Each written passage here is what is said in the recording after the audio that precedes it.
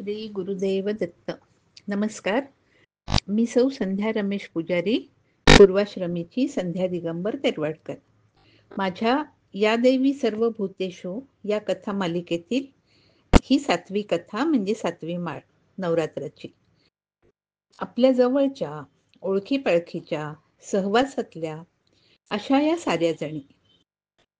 प्रत्येकीतलं चांगलं पाहायचं, त्यास बिरुदावयाचं, शब्दात मांडायचं आणि ऐकवायचं, ही त्या आदिशक्तीचीच प्रेरणा.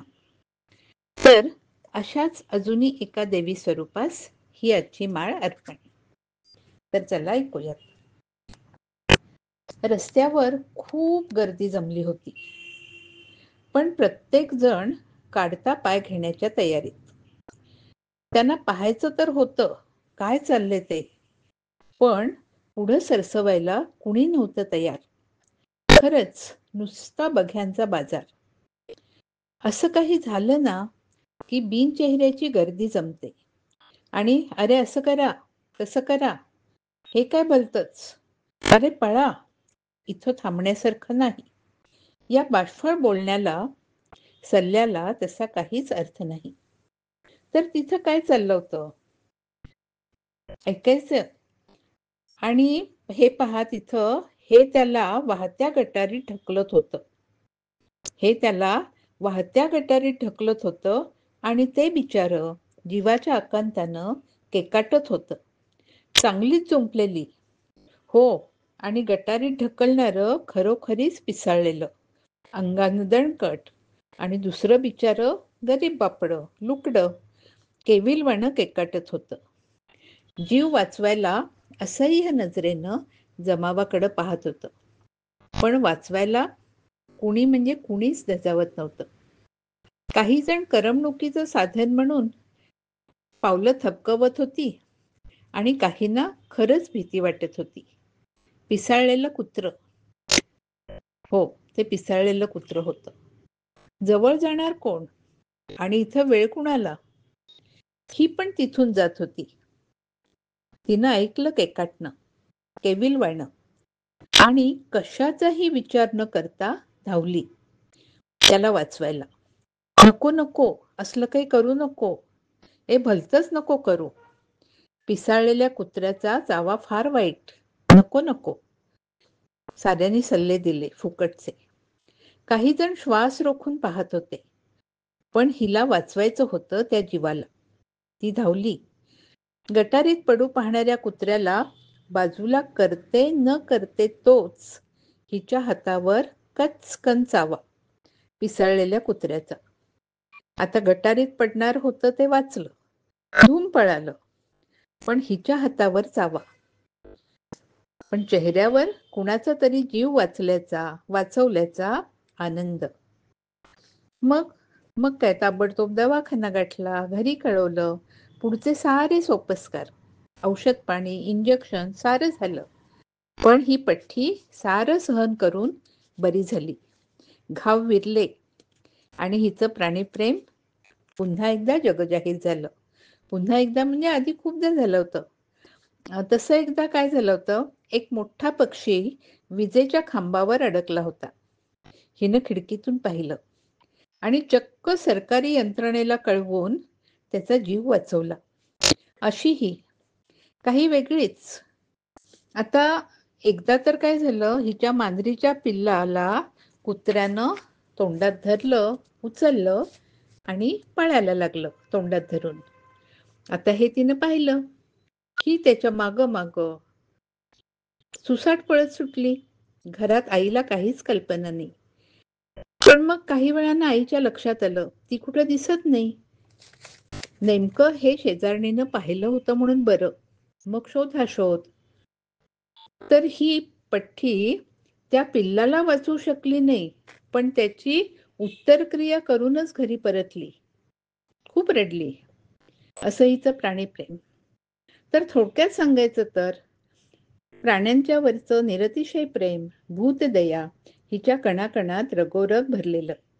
हिच्यात अजूनही एक लहान मूल दडलेलं. कला, वक्तृत्व, अभिनय, बुद्धिमत्ता, सोज्वळ सौंदर्य साऱ्यांनीच ही नटलेली. पण या सर्वांहून श्रेष्ठ आणि महत्वाचं हिच्यात माणुसकी शिगोशीग भरलेली. आई, बाबा, भाऊ, आजी, काका, काकू, बहिणी, मावश्या, शेजारी, पाजारी, मित्रमैत्रिणी, साऱ्यांची लाडकी. एकदा हिच्या बाहुलीचा डोळा कुत्र्याने फोडलेला. पण तीच बाहुली हिला अतिप्रिय. कुत्री, मांजरं, पक्षी, वासरं ह्यात रमणारी, छान सुरेल आवाजात गाणारी, चित्र रेखाटणारी, सुंदर क्ले वर्क करणारी, तालावर थिरकणारी, नाचणारी, बागडणारी, बॅडमिंटन खेळणारी आणि असं करत करत कधी मोठी झाली कळलंच नाही. खरंच लेकरू केव्हा मोठं होतं कळतच नाही. लेकरू केव्हा मोठं होतं कळतच नाही. अजून लहान आहे म्हणत राहतात बाबा आई. पिल्लं कलेकलेनं वाढत राहतात. चंद्रकलेप्रमाणे खुलत जातात.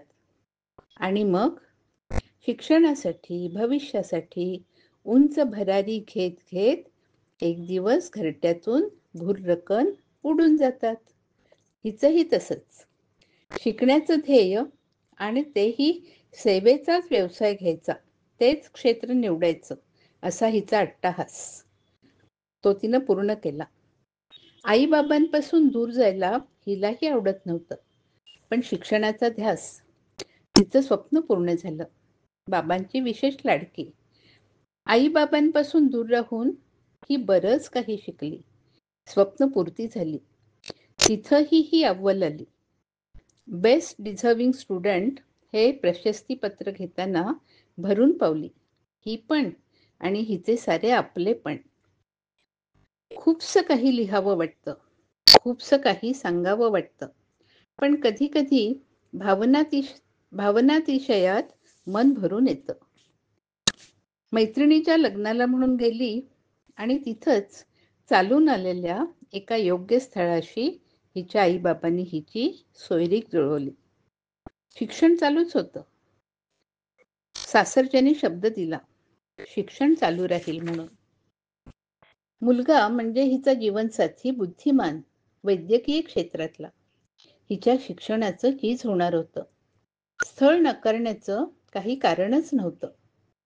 आणि खरंच झट मंगनी पडब्याह असंच काहीसं हिच्या बाबतीत झालं.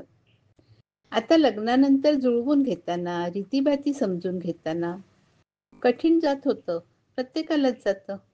माहेर, सासर दोन्हीतलं अंतर, स्वभाव, स्वयंपाकाच्या पद्धती सारंच वेगळं असतं ना हो.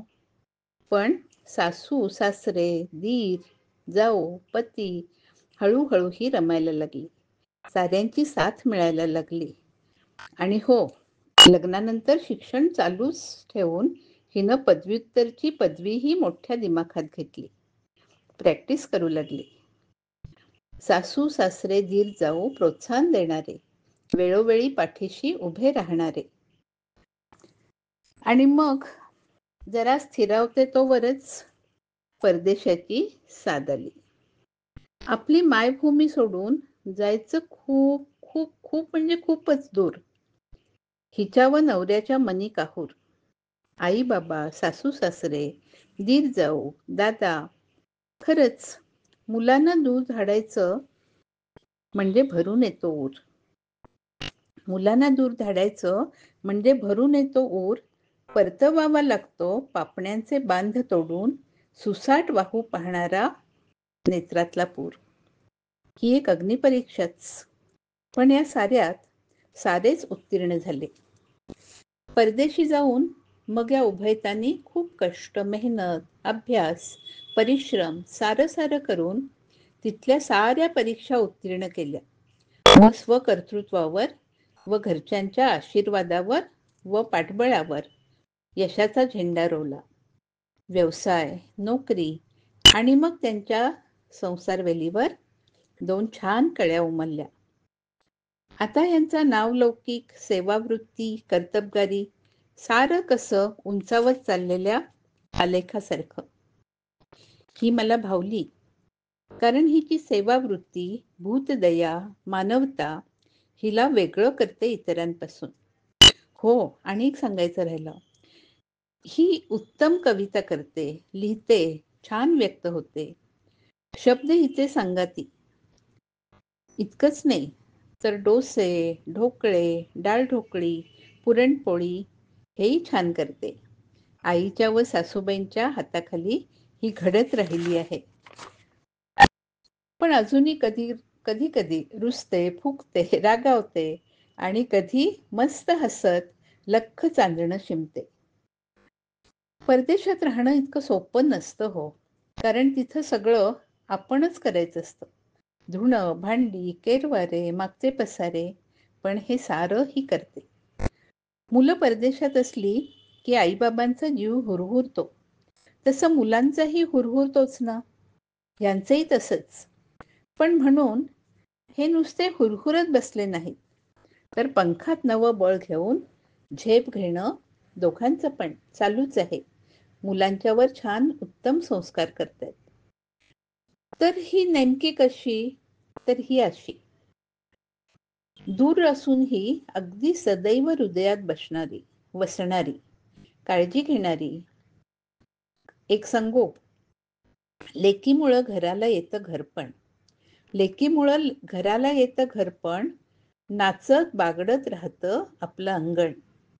गेली जरी सासरी, तिची नाळ जोडलेली असते हो माहेरी.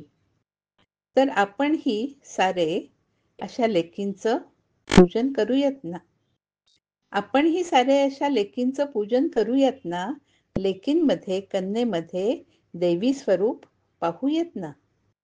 तर ही माळ अशाच लेकींना, कन्येना अर्पण. पण मग ही नेमकी कोण? ही तर आमच्या जीवनातलं लख्ख चांदणं, गोजीरवाणं. ओळखलत? ही आमची लाडकी लेक. माहेरची कविता रमेश पुजारी, सासरची सौ कविता कौस्तुभ गांधीकर. तर अशा या लेकीस आणि काही लेकींना आजची ही माळ अर्पण.